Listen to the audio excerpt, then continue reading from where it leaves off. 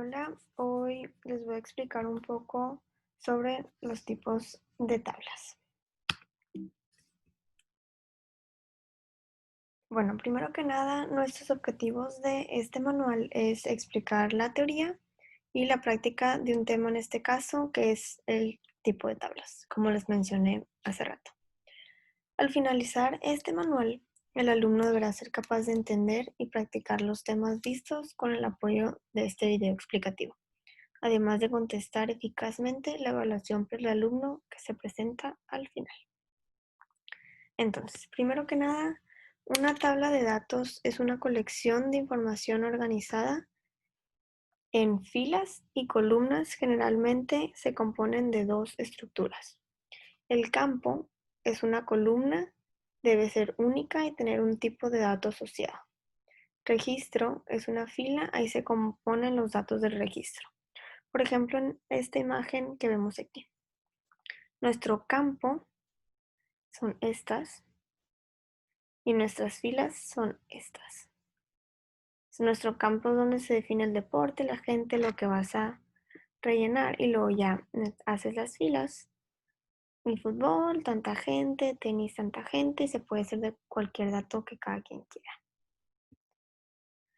Tenemos también una tabla de frecuencias, que esta ya es una herramienta estadística un poco más completa, no como la pasada que puede ser cualquier dato, más básica se puede decir. Entonces esta es una herramienta estadística donde los datos que se ponen en las columnas representan los distintos valores recogidos en la muestra y las frecuencias en las que ocurren.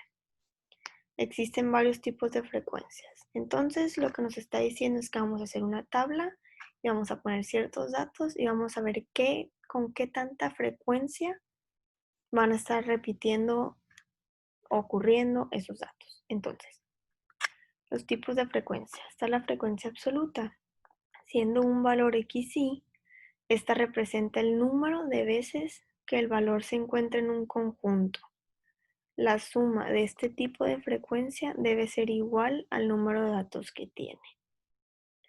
Entonces, aquí podemos ver un ejemplo en la tabla roja. Aquí está el XY y ahí lo vemos. Luego está la frecuencia relativa. Esta frecuencia representa la porción de valores iguales a XY en un conjunto de datos.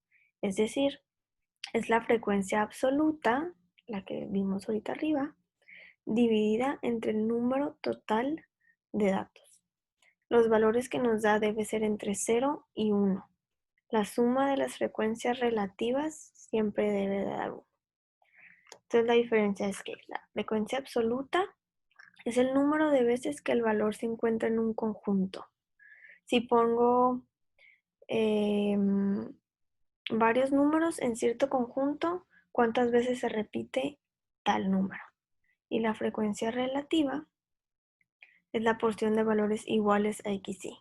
Y tiene más condiciones, por ejemplo, que es la frecuencia absoluta dividida entre el número total, no deben ser entre 1 y 0, y siempre deben de dar 1, las frecuencias relativas.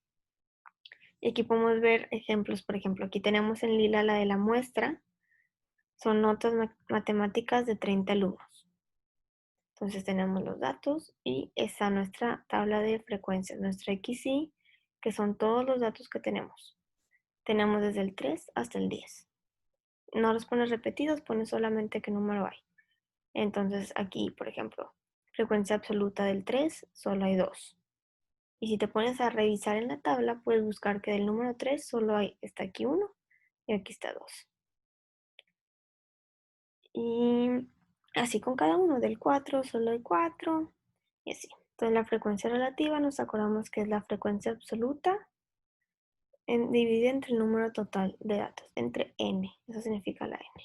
Entonces aquí, por ejemplo, nos da 2 entre el número total, que son 8, perdón. Y entonces, continuamos. Otro tipo de tabla. Tabla de doble entrada. Se refieren a tablas de datos que tienen dos variables en las filas y columnas. Se ponen variables en esa confluencia nuestros datos se pueden encontrar entre la primera fila y la primera columna. Las tablas de doble entrada ofrecen información estadística de dos eventos relacionados entre sí para contrastar los diferentes valores que obtenemos.